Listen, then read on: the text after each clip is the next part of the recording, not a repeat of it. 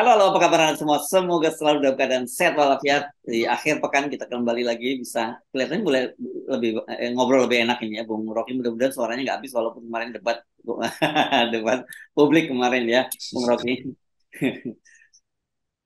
Tapi lebih suara saya parau, tapi yang lantang tuh suara publik untuk meminta keputusan radikal dari Jim Lee Asidik. Saya kira ya. Oke, itu kita kita bahas ya. Itu tapi sebelumnya kita komen komen dulu ya unggahan Instagramnya Pak Luhut gitu ya yang dia mengunggah foto dijenguk oleh Pak Jokowi. Jadi artinya memang Pak Luhut membuktikan rumor-rumor yang belakangan terakhir bahwa dia koma, nggak kondisi kesehatannya mengkhawatirkan ternyata memang betul itu hanya rumor karena sekarang sudah pulih gitu. Tapi di situ rupanya Pak Luhut juga menjawab bahwa kenapa kok dia di Singapura, katanya alasan dia ya supaya dia bisa tenang pemulihannya gitu karena Pak Jokowi kan kemarin ketika di IKN ngomong lagi tuh kenapa orang Indonesia banyak senang berobat di Singapura. Padahal apa devisa kita sampai 100 triliun tuh yang keluar dari Indonesia karena orang senang berobat di luar negeri gitu, Bung Rob. Saya kira dalam kasus Pak Luhut itu ada hal yang buat Pak Luhut, tentu dia ingin menghindar dari hiruk pikuk politik dalam upaya untuk merawat kesehatannya. Karena itu dia menyingkir. Bayangkan kalau di RSPAD itu semua menteri pasti ke situ, Pak Jokowi mungkin tiap hari ke situ tuh. Ya, ya, Itu ya. kan mengganggu. Jadi benar sekali bahwa keputusan Pak Luhut itu untuk sedikit menjauh dari Indonesia itu Hmm. menunjukkan bahwa dia tidak tidak ingin kehadiran dia itu tidak maksimal. Nah sekarang mungkin bagi Pak Jokowi udah kelamaan dong, tuh saya Hmm. perlu informasi. Jadi kira-kira bertepatan lah Pak Jokowi membutuhkan uh, semacam advis politik dari Pak Luhut dan Pak Luhut membaik, maka bertemulah mereka di Singapura. Kira-kira itu tuh Hmm. kisi-kisinya. Kita cuma bisa baca kisi-kisinya. Yes, yes, yes, ya. Oke. Dan itu saya kira kesehatan Pak Luhut ini pulihnya kesehatan ini anu ya kabar baik terutama bukan hanya untuk keluarga Pak Luhut tapi juga Pak Jokowi khususnya begitu ya.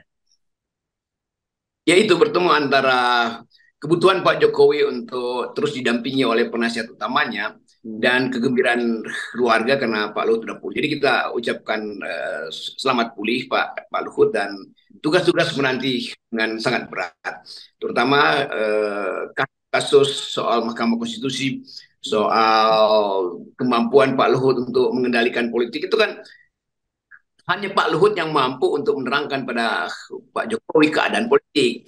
Kan Pak Luhut yang mengerti psikologi Pak Jokowi kan menerangkan pada Pak Jokowi bukan sekedar fakta dan data, tapi psikologi Pak Jokowi yang merawat psikologi politik Pak Jokowi selama ini adalah Pak Luhut sebagai teman dekat yang paham tentang apa arah kebijakan dan apa nasib Pak Jokowi nanti kalau dia udah selesai masa jabatannya. Ya, ya. Dan ini kalau kita lihat ya perkembangan terbaru ya Bung Rocky di Mahkamah Konstitusi ya.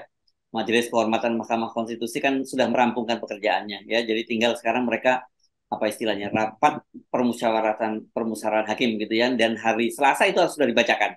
Itu kenapa hari Selasa? Selasa itu tanggal 7 dan tanggal 8 itu adalah batas akhir pergantian kalau ada mau diganti calon presiden dan calon wakil presiden. Setelah itu nggak bisa gitu dan orang menduga-duga kalau sejak awal dan kemudian juga statement-statement dari Jimbly kelihatannya Jimbly berani mengambil keputusan gitu ya menghukum Pak bukan menghukum ya saya kira menjatuhkan sanksi kepada adik iparnya Pak Jokowi dan dampaknya ini secara politis akan jadi serius. Ya orang tanda tanya tuh Jim Lee mau bikin apa? Apakah kesimpulan dari pemeriksaan Mahkamah Kehormatan itu sifatnya sekedar moderat atau radikal, kan itu yang diuji Ya, orang. Nah, kita mengerti bahwa pasti Jimli tidak ingin keputusan itu dari Mahkamah Kehormatan majelis itu kehormatan. moderat, Nah, ya, ya. majelis Ya, kehormatan itu namanya itu. Majelis Kehormatan nggak mungkin moderat karena ini kasus yang benar-benar substansinya kuat sekali kan. Jadi Ya, kalau cuman bikin keputusan teguran atau memecat bahkan itu sesuatu yang sekedar menyelesaikan prosedur administrasi di Mahkamah Konstitusi dalam soal Gibran ini.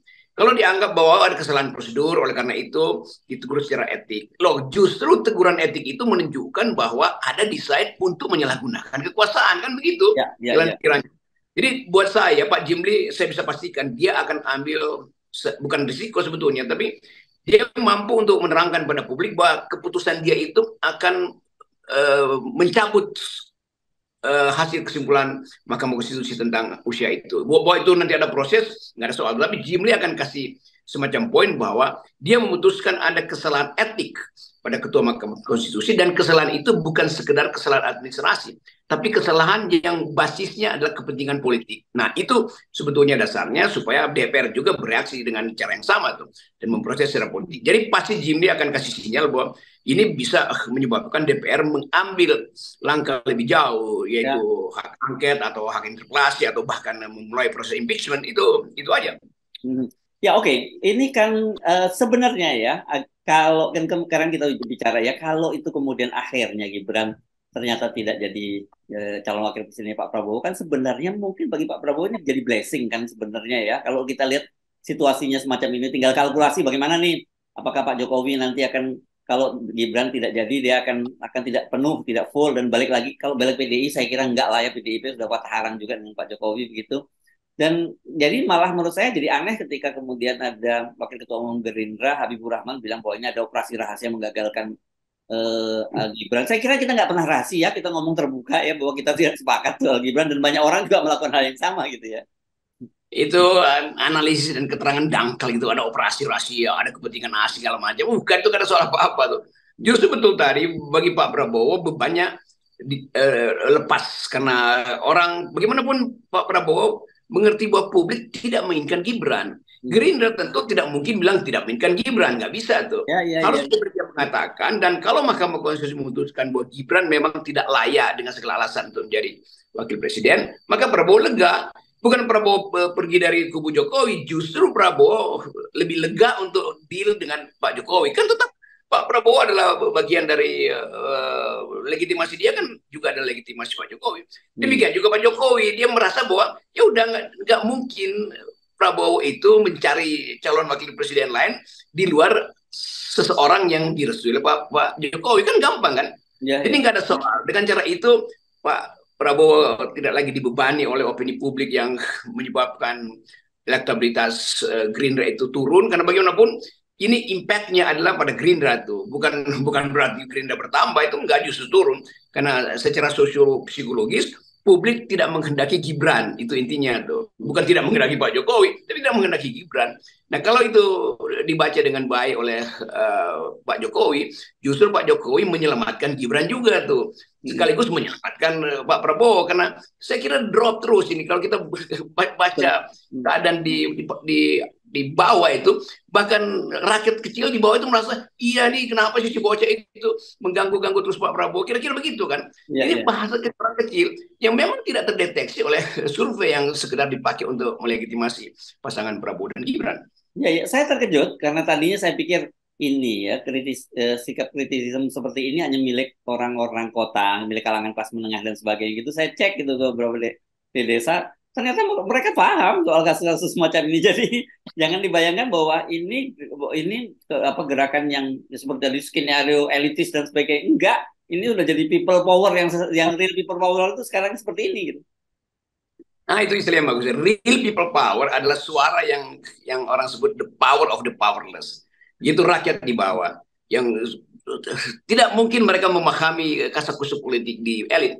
Tetapi begitu dikatakan bahwa ini keluarga yang dinasti, kata dinasti yang tidak dipahami, lama-lama mereka tahu, Iya, oh iya, iya. Gibran itu Hmm. memang disuruh, berarti nggak fair dong, nggak adil. Karena keadilan itu ekspresi otentik dari rakyat bawah kan, yang Hmm. memang melihat bahwa kok tiba-tiba saudara Gibran ya itu, mereka merasa bahwa ini kan anak presiden. Jadi Hmm. bagi mereka udah melek tuh, kok anak presiden kok mau jadi wakil presiden, yang bener aja tuh. Jadi dengan kalimat kecil itu rakyat di bawah merasa bahwa ada yang tidak adil itu. Masih banyak orang yang sebetulnya lebih layak tuh, anak muda yang lebih layak, tetapi karena dia anak presiden, atau kemarin tukang duren tuh, saya ngobrol sama tukang duren, mentang-mentang anak presiden, gua aja tukang duren tuh bisa tuh kalau cuma begituan, mas sayang gua bukan anak presiden, kan begitu kan. Iya, iya. Jadi yang disebut kebijakan orang kecil itu, wisdom orang kecil itu akhirnya bekerja tuh, karena hatinya tuh merasa kok ada yang nggak adil gitu ya, itu jadinya tuh. Ya, ya. Oke, jadi sebenarnya menurut saya nggak perlu Gerindra itu reaktif semacam itu ya. Cukup justru malah sekarang ini mesti dikalkulasi. Mulai dari semacam bikin ya apa ya recovery plan-nya bagaimana gitu. Karena ini Ya, betul-betul jadi kerusakan gitu ya. Itu Habibur Rahman itu banyak Gerindra, petugas partai Gerindra, apa namanya, pimpinan-pimpinan partai yang reaktif gitu, dan orang membaca, ngapain lu reaktif, so Hmm. nanya sama mak, ngomong sama ojek pangkalan, semuanya punya persepsi semacam itu. Jadi sebetulnya kegembiraan rakyat di desa, di daerah itu menginginkan pemilu ini jangan dipakai sebagai peralatan dari presiden, cuman itu tuh. Ya, Mereka ya. nggak peduli bahwa dia dapat BLT apa nggak BLT, tapi bagi mereka, aneh bagi mereka itu anak presiden tiba-tiba mau jadi wakil presiden, itu aja bagi mereka. Ya, kok bisa begitu ya? Jadi berarti bagi mereka berpikir nanti anaknya Gibran lagi jadi presiden, jadi wakil presiden, begitu terus-terusnya kan. Jadi bagi mereka cara berpikir sederhana ini memang masuk akal. Kalau presiden mendorong anaknya, nanti Gibran kalau jadi presiden, nanti kan mereka berpikir nanti Gibran pasti jadi presiden setelah era Pak Prabowo. Lalu Gibran akan angkat adiknya atau segala macam. Jadi udah terbentuk pikiran bahwa nggak boleh seseorang yang berkuasa itu menyorongkan keluarganya. Itu mereka nggak mengerti lah apa kalau kita terangin KKN, polis, tapi bagi mereka hal yang sederhana tuh, bahwa memanfaatkan kekuasaan itu adalah ketamakan, dan orang Indonesia sangat sangat peka terhadap ketamakan. Yes, oke. Jadi ini saya kira tinggal nunggu wisdom semua ya, wisdom dari hakim Majelis Kehormatan Mahkamah Konstitusi, tapi tanda-tandanya sih kelihatan begitu ya, wisdomnya dari Pak Jokowi juga dan juga Pak Prabowo dan teman-teman di Gerindra. Iya, kalau saya tidak lagi nunggu wisdom, saya Oke. pasti bahwa wisdomnya Pak Jimmy itu pasti sesuatu yang menggemparkan nanti, itu Oh kira-kira. gitu ya. Karena keadaan bukan sekedar memaksa, menuntut Jimli memperlihatkan watak aslinya sebagai pernah menjabat sebagai ketua Mahkamah Konstitusi, ada dosen tata negara yang pintar, menulis kira-kira 100 buku, kan itu dipertaruhkan. Kalau cuma ada keputusan administratif ecek-ecek, ya ngapain itu Hmm. ambil risiko untuk kehilangan reputasi Hmm. dalam memimpin persidangan yang sangat politis ini. Ya, ya, ya. Oke. Kita menarik. Jadi kita tinggal menghitung hari gitu ya, kayak judul lagu nih Bung Rocky. Nah, tinggal kita bagaimana mitigasinya nanti gitu ya. Ya, soal mitigasi aja. Dan publik biasa aja tuh. Yang penting dihilangkan dulu penghalang bahwa Jimli itu dimanfaatkan oleh istana. Saya kira enggak. Jimli adalah orang yang sangat independen, dan itu yang kita ingin ditampilkan nanti dalam bentuk keputusan dari Majelis Kehormatan ini. Oke. Dan bagi kita tetap kita nolkan semuanya ya. Nah, dari Oke. awal selalu ini masalahnya. Yes. Oke. Terima kasih.